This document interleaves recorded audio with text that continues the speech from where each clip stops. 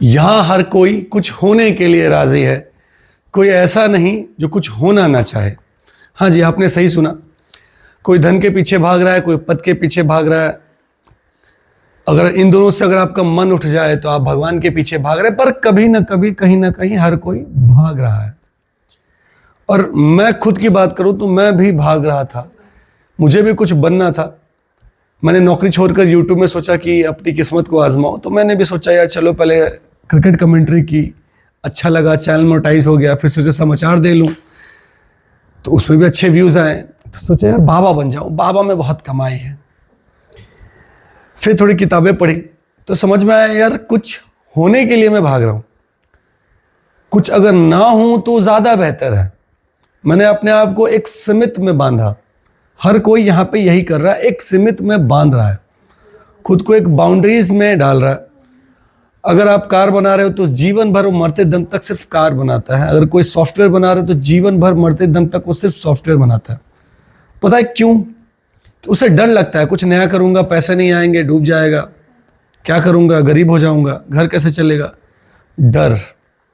और शायद किसी के पास अगर पैसा होता भी है तो वो चाहता और पैसे हो जाए, दुनिया देखूं, घूमूं, पर वो नया चीज कुछ भी करने को राजी नहीं है। इसका सबसे बड़ा कारण है डर।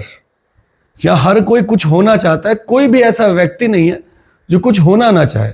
इसलिए सबसे आपको बढ़िया एग्जाम्पल मैंने खुद ही बताया। और जब मैंने कुछ किताबें पढ़ी और खुद के साथ बैठा तो मैंने ये जाना कि यार खुद को एक बाउंड्री में क्यों बांटना है, खुद को एक बाउंड्री में क्यों डिफाइन करना है। मुझे महाराज बनना है, मुझे एक कमेंटेटर बनना है, या मुझे एक न्यूज एंकर बनना है, जरूरी थोड़ी है कि मैं कुछ बनूं। जरूरी है क्या? मुझे आप लोग बताइए कि मैं कुछ बनूं। कुछ बने बिना भी तो काम हो सकता है।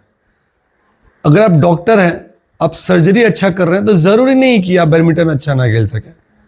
और एक ही तो जीवन मिला यार, तो अगर मन है कि नहीं डॉक्टरी बहुत कर ली, बैडमिंटन खेलते हैं तो बैडमिंटन खेल सकते हैं ना।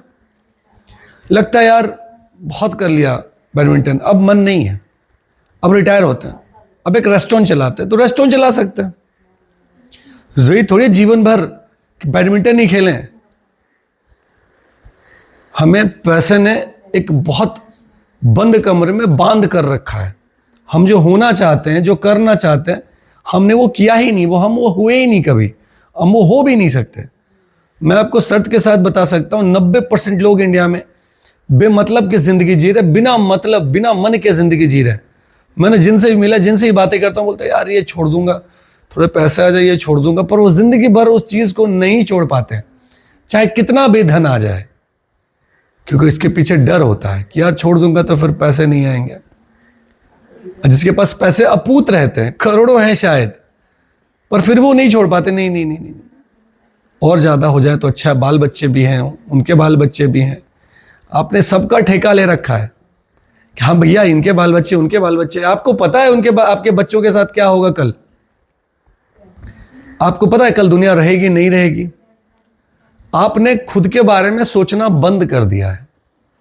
चाहे तो आप दारू पी के मस्त हैं, अपने को भुलाए पड़े हैं। अगर बहुत कोई खुश हो जाता है तो भगवान के पीछे दौड़ने लग जाता है। जब किसी के पास धन हो गया, ले यार धन हो गया, अब मुझे त्याग की ओर जाना है, मोक्ष की ओर जाना है, मंत्र लेके जपे हैं, अब तो मुझे मोक्ष मिल ही जाएगा। पर आप एक दिन कुछ ना करके देखिए। मैं यही कहना चाह रहा हूं आपको, कुछ मत करिए, खाली बैठिए, किसी से बात मत कीजिए, खाली बैठकर सोचिए कि आपको क्या करने में मजा आ रहा है और आप क्या करना चाहते हैं। एक दिन कुछ ना करके देखिए। आप रोज कुछ ना कुछ कर रहे हैं, सुबह उठते हैं तो पेपर पकड़ लेते हैं, आपको डर लगता है अपने अकेलेपन से, आपको डर लगता है खुद से। अगर आप पेपर नहीं तो भजन चला लेंगे, भजन नहीं तो गीत चला लेंगे। आप सोचते हैं अरे गीत सुनने वाला बुरा है, भजन सुनने वाला बढ़िया है। भैया दोनों ही समतल है, दोनों ही बुरे हैं। दोनों ने खुद को जानने की क्षमता खो दी है, खुद को जानना चाहता ही नहीं कोई। यहां बस वो भाग रहे हैं, अरे वो गीता सुन रहा है, मैं भी गीता सुन लेता हूं। वो अखबार पढ़ता है रोज सुबह, मैं भी पढ़ लेता हूं। अरे उसका बेटा आईएएस है, मैं भी अपने बेटे को आईएएस बनाऊंगा। पर क्या आपने कभी सोचा कुछ ना होकर जो मजा जिंदगी का लिया जा सकता है वो कुछ होने में है ही नहीं। इसलिए आपको मैंने कहानी की शुरुआत में ही कही थी कि कुछ ना होकर देखिए, कुछ होने से बहुत बेहतर है ना होना। क्योंकि जब आप कुछ नहीं होंगे, जब आपका मैं मर जाएगा कि मैं डॉक्टर, मैं आईपीएस, मैं वकील, मेरे पास बड़ा महल, मेरे पास बड़ी गाड़ियां, और जब ये मैं खत्म हो जाएगा, आपका अहंकार भी खत्म हो जाएगा। और जब ये अहंकार खत्म हो जाएगा ना, तब आप जिंदगी का भरपूर मजा ले पाओगे। तब आप 1 रुपए का भी उतना ही मजा लोगे जितना 1 करोड़ का ले रहे हो, और 1 करोड़ का भी उतना ही मजा लोगे जितना 1 लाख का ले सकते हो आप। फिर आप जिंदगी को मजे से देखोगे, मजा लोगे। एक छोटी सी कहानी सुनाता हूं, बहुत छोटी सी एक कहानी है। एक लड़का था जो पेड़ के नीचे बैठा हुआ था, बहुत मस्त था वो खुद में ही। कुछ उसके दोस्त आए, बोले कि चलो यार घूमने चलते हैं। मुझे लगा ये लड़का बोर हो रहा है। उसने कहा कि यार मैं तो बोर हो ही नहीं रहा था, मैं तो खुद के साथ बैठा हुआ था। तुम लोगों ने आकर मेरा खुद के साथ साथ छुड़वा दिया। मैं मगन में था, तुमने मेरे मगन को भ्रमित कर दिया, खराब कर दिया। तो तुम अपने रास्ते निकलो, मैं अभी भी मगन में हूं। आपको अकेले रहने से डर लगता है, आजकल अधिकांश लोगों को अकेले रहने से डर लगता है। वो सोचते हैं कि वो पागल हो जाएंगे। अगर आप अकेले बैठे हो तो मोबाइल चला लोगे, टीवी चला लोगे, किताब पढ़ने लग जाओगे, कुछ ना कुछ करने लग जाओगे, पर आप अकेले नहीं बैठ सकते हो। आप कहीं भी अकेले नहीं बैठ सकते हो बिना किसी के सहारे। अगर बहुत कोई अकेला बैठ भी जाए तो वो दिमाग में ख्याली पुलाव पकाने लग जाता है, किसी भगवान का आकार करने लग जाता है, तो कहीं खुशबुआं स्वाद, खाने का स्वाद लेने लग जाता है, तो फिर प्लानिंग करने लग जाता है। बट आप बिना कुछ किए नहीं बैठ सकते हो। मैं ये शर्त के साथ कह सकता हूं, करके देखो, क्या आप बिना कुछ किए बैठ सकते हो? एक क्षण को भी, 1 मिनट बिना कुछ किए बैठ के देखो। तो जब मैंने यह रियलाइज किया तो मैंने यही सोचा कि अब कुछ होना नहीं है, अब मुझे कुछ नहीं करना। कुछ होने कुछ करने में मैंने अपनी जिंदगी आधी निकाल दी है ऑलरेडी, और मैं समझ गया कि जो किया वो भी व्यर्थ, जो करूंगा वो भी व्यर्थ। रिक्शे वाले का बेटा भी आईपीएस बनता है और एक आईपीएस का बेटा भी आईपीएस बनता है, पर दोनों अपने कर्मों से बनते हैं। दोनों के बाप उन्हें आईपीएस नहीं बनाते। एक गीता पढ़ने वाला का बेटा भी चोर हो सकता है, चोर का बेटा भी बहुत बड़ा धर्मात्मा, बहुत बड़ा संत हो सकता है, और इतिहास इसकी गवाही देता है कि राजा का बेटा भी रंक हुआ और रंक का बेटा भी राजा हुआ। हर कोई अपनी किस्मत अपने साथ लाता है। तो आप ये जो भ्रम पाले हो कि अपने बेटों के लिए धन छोड़ देंगे, अपने बेटों के लिए सम्मान छोड़ देंगे, पद छोड़ देंगे, पदवी छोड़ देंगे, कुछ नहीं छोड़ सकते आप। अगर उसकी किस्मत में है तो भोगेगा, नहीं है तो नहीं हो सकता है। पर इस चक्कर में आप खुद को खो रहे हैं। मैंने कई लोगों को देखा जो 60 साल 70 साल की उम्र तक काम करते रहते हैं, जबकि उनको धन की कोई कमी नहीं है, अपूत धन है उनके पास, पर फिर भी वो 7 पुश्तों के लिए जमा कर रहा है। आपने 7 पुश्तों को देखा है? मैंने अपने घर के बगल में एक बहुत अच्छा एग्जाम्पल दे रहा हूं आपको। उनके पिता ने लगभग 4-5 मकान बनाए थे, भाड़े पे लगे हुए थे, महीने का 1.5-2 लाख आता था, आराम से 1.5-2 लाख आ रहा था।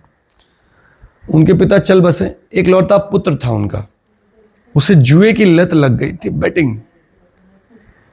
पहली बार वो शायद खेल रहा था, 11 लाख आ रहा, एक घर बिक गया। फिर खेलने की लत है, छूटी नहीं, क्योंकि उसे कभी मेहनत तो करनी नहीं पड़ी, हमेशा धन घर में आता था, उसे मेहनत करने की जरूरत ही नहीं पड़ी कभी। जब मेहनत करे तब तो समझ में आया कि धन कितनी मुश्किल से आता है, उसे मेहनत की आवश्यकता ही नहीं थी। फिर वही हुआ, कर्ज बहुत बढ़ गया, दिन ब दिन कर्ज बहुत बढ़ा था, दूसरा घर भी बिक गया। आज हालत यह है कि बंदा खुद रह रहा है भाड़े के घर में, 11,000 की नौकरी कर रहा है एक लोन वाली कंपनी में, लोन वसूलता है वो बंदा, जो खुद लोन में दबा हुआ है वो लोन वसूलता है। मैंने इसीलिए कहा कि आप कुछ भी जिंदगी सोच लो, आप कुछ भी कर लो, आप किसी की किस्मत नहीं लिख सकते। श्री कृष्ण ने भगवत में कहा है, आपको फल के ऊपर कोई अधिकार नहीं है। जब वो फल बड़ा हो गया, जब उस फल ने अपनी खुद का नाम लेना, खुद की आइडेंटिटी स्टार्ट कर दी, वो फल पे आपका अधिकार शून्य मात्र रह जाता है। वो फल ये खुद निर्णय लेता है कि उसे क्या करना है, किस भूमि में जाना है, किस में वृक्ष के रूप में बदलना है, या फिर सड़ जाना है, या फिर किसी के पेट में चले जाना है। वो खुद निर्मित करता है, उसका भाग्य निर्मित करता है। आप चाह के भी मर जाओगे ना, तो किसी के भाग्य को बदल नहीं सकते। हर कोई अपने भाग्य के लिए खुद ही जिम्मेदार है। इसलिए मैंने भी एक निश्चय किया, मैं वही करूंगा जो मेरे मन में आएगा, मैं वही करूंगा। मुझे कुछ अब होना नहीं है, मुझे कुछ जानना नहीं है, मुझे कुछ चाहिए भी नहीं। क्यों चाहिए मुझे कुछ होना चाहिए, कुछ करना चाहिए। हमेशा कुछ ना कुछ पीछे दौड़ रहे हैं हम, कुछ होने के पीछे दौड़ रहे, कुछ ना होने के पीछे दौड़ रहे, पर भाग लगी हुई है ना। 60 साल 70 साल तक भाग रहे, कुछ है तो भी भाग रहे, कुछ नहीं है तो भी भाग रहे। इस भाग को बंद करिए, क्योंकि जितना ज्यादा आप भागेंगे उतना ज्यादा भगाए जाएंगे। और मैं सच कह रहा हूं, मनुष्य जीवन सिर्फ एक ही बार मिला है। कोई संत, कोई साधी, कोई मौलवी, कोई पॉप आपको ये कह दे कि अच्छे काम करो, ये करो, वो करो, दोबारा मनुष्य जीवन में काम मिला, नहीं मिलेगा। अब चाहे अनचाहे हजारों पाप करते हैं। अगर आपको ये लगता है डेली माला पकड़ने से, जप करने से, डेली 5 टाइम नमाज पढ़ने से, या डेली चर्च चले जाने से आपकी सारी गलतियां माफ हो जाएंगी, तो आप गलत सोच रहे हैं। भगवान मंदिरों में, चर्चों में कहीं भी नहीं है ही नहीं। वो अमूर्त है, वो हर जगह है और वो कहीं भी नहीं। एक छोटा सा और प्रसंग मैं आपको सुनाई देता हूं, इसी का, बहुत बढ़िया है। एक भिक्षुक था, साधु कह सकते हैं। बहुत तेज बारिश हो रही थी, तो वो एक मंदिर में चला गया। वहां 3 मूर्तियां रखी हुई थी, 3 भगवान की 3 मूर्तियां रखी हुई थी। उसने एक मूर्ति उठा ली और उसे जला दिया। ठंड लग रही थी, बाहर बहुत बारिश थी, तो उसने जला दिया।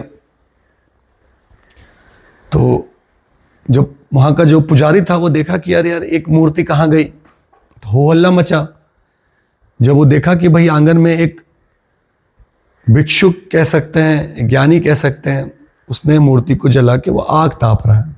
उसे बहुत खरी खोटी सुनाई कि अरे तूने ये क्या किया, तूने भगवान की मूर्ति जला दी और उससे आग ताप रहा है, तूने भगवान को जला दिया। और उसे धक्के मारकर फिर बाहर निकाल दिया।